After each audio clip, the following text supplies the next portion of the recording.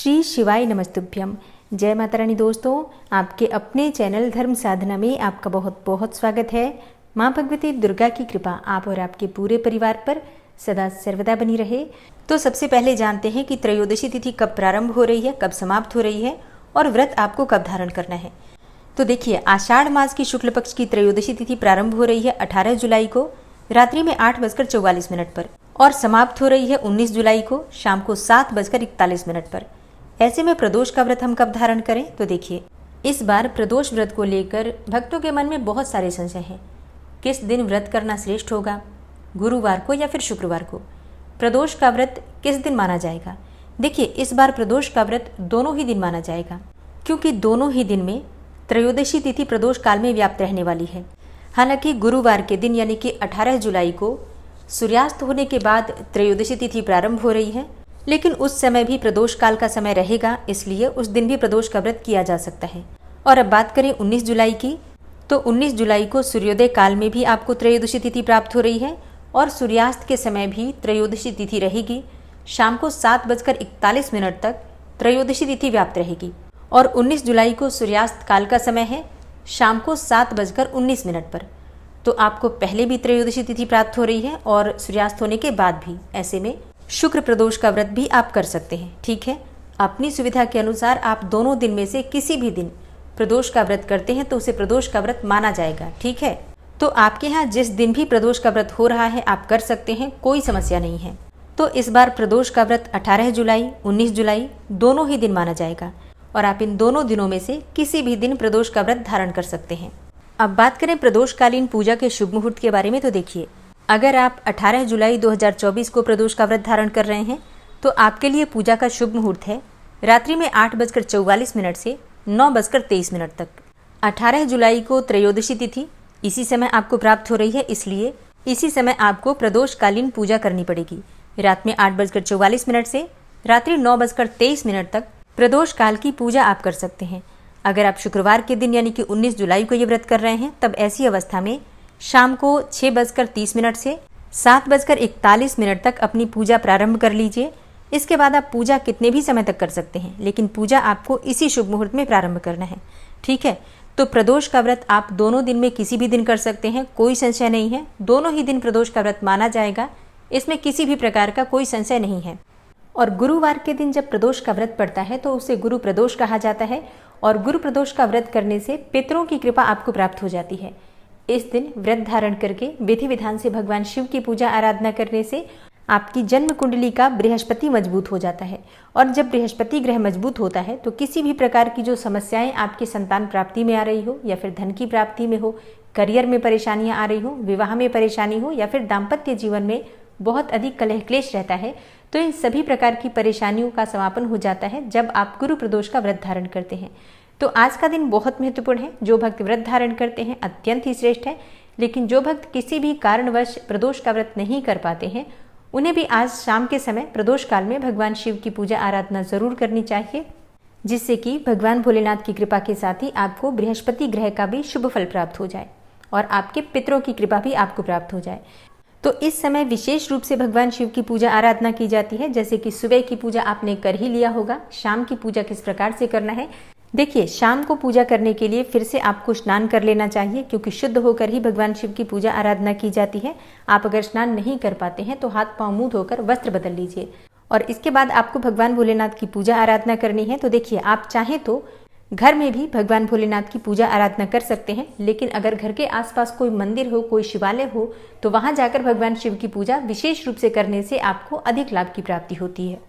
तो प्रयास कीजिए कि आप मंदिर जाकर भगवान भोलेनाथ की पूजा आराधना कर पाएं और अगर मंदिर नहीं भी जा पाते हैं तो घर में भी अगर शिवलिंग है तो शिवलिंग की पूजा कर सकते हैं।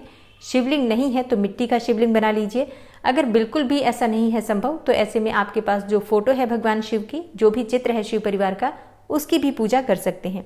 आप चाहें तो अलग से चौकी लगाकर और घर में पूजा कर सकते हैं या फिर जहां पर स्थापित है भगवान शिव मंदिर में आपके घर के, वहां पर भी पूजा कर सकते हैं। दोस्तों, आज शिवलिंग का अभिषेक करने का बहुत अधिक महत्व माना गया है, विशेषकर प्रदोष काल में। तो प्रदोष काल में भगवान शिव का अगर अभिषेक कुछ विशेष चीजों से किया जाता है तो अत्यंत ही श्रेष्ठ फल आपको प्राप्त हो जाता है। वैसे तो आप सभी जानते हैं भगवान शिव की पूजा के लिए सामग्री कौन कौन सी चाहिए होती है।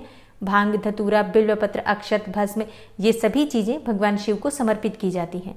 इसके अलावा यज्ञोपवीत अगर आपके पास हो बहुत अच्छी बात है, नहीं है तो आप कलावा तोड़कर यज्ञोपवीत का मन में ध्यान करते हुए भगवान शिव को अर्पित कर सकते हैं। इसी प्रकार से वस्त्र भी आप कलावे के द्वारा भी अर्पित कर सकते हैं, चाहे तो थोड़ा सा सफ़ेद वस्त्र भी अर्पित कर सकते हैं। तो जो भी आपके पास सामग्री उपलब्ध है। और हाँ, जलाभिषेक के लिए जल चाहिए आपको। आप चाहे तो पंचामृत से भी अभिषेक कर सकते हैं या फिर कच्चे दूध से भी अभिषेक कर सकते हैं। मतलब जो भी सामग्री आपके पास उपलब्ध है उसी से भगवान शिव का आप अभिषेक कर सकते हैं। एक बहुत ही सरल उपाय मैं आपसे शेयर करने वाली हूँ। अगर आपके पास बहुत कुछ नहीं है तो आप इस उपाय को कीजिए, निश्चित ही आपके मन की कोई भी कामना हो पूर्ण होती है। आजमाया हुआ उपाय है, निश्चित ही आपको लाभ होगा। करना क्या है, आपको एक लोटा लेना है। पीतल का ले सकते हैं, तांबे का ले सकते हैं, कोई सा भी लोटा ले सकते हैं। उस लोटे में आप थोड़ा सा गंगा जल डाल दीजिए, फिर शुद्ध जल से उस पात्र को भर दीजिए। उसी पात्र में आपको 5 बिल्वपत्र डालना है। अच्छा, मान लीजिए कि 5 बिल्वपत्र ना हो तो ऐसे में आप 1 बिल्वपत्र भी डाल सकते हैं। इसके बाद शमी के पत्ते ले लीजिए, शमी के पत्ते डाल दीजिए, गुड़ थोड़ा सा डाल दीजिए, साबुत हरी मूंग डाल दीजिए। और अब इसी पात्र में आपको थोड़ा सा चावल डालना है, जो कि बिल्कुल भी टूटा हुआ नहीं होना चाहिए, अखंडित चावल जिसे अक्षत कहा जाता है। थोड़े से दाने चावल के भी आप इसी पात्र में डाल दीजिए।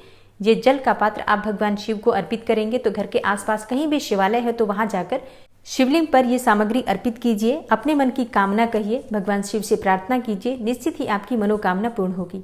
और हाँ, शिव मंदिर जा रहे हैं तो भगवान शिव के मंदिर में शुद्ध घी का या तिल का दीपक अवश्य प्रज्वलित कीजिए।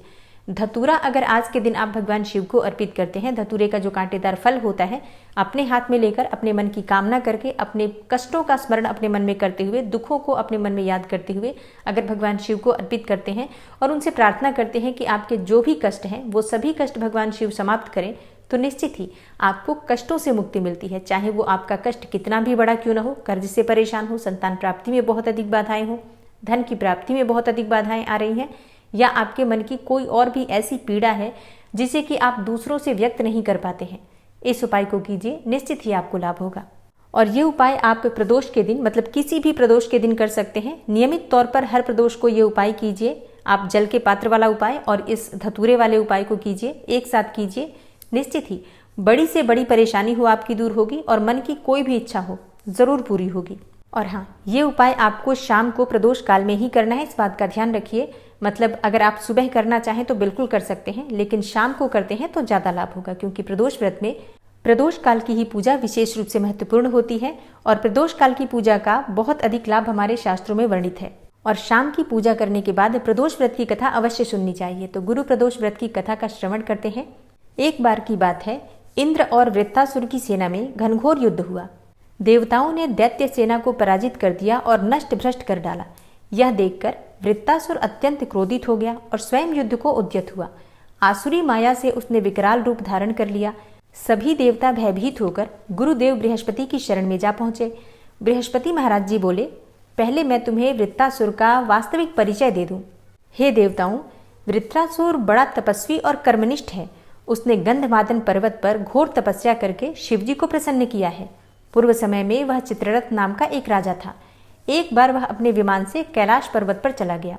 वहां शिवजी के वाम अंग में माता पार्वती को विराजमान देखकर वह उपहास पूर्वक बोला, हे प्रभु, मोह माया में फंसे होने के कारण हम तो स्त्रियों के वशीभूत रहते हैं, किंतु देवलोक में ऐसा दृष्टिगोचर नहीं हुआ कि स्त्री आलिंगनबद्ध होकर सभा में बैठे।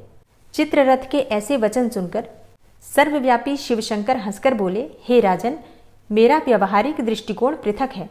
मैंने मृत्युदाता कालकूट महाविष का पान किया है, फिर भी तुम साधारण जन की भांति मेरा उपहास उड़ाते हो।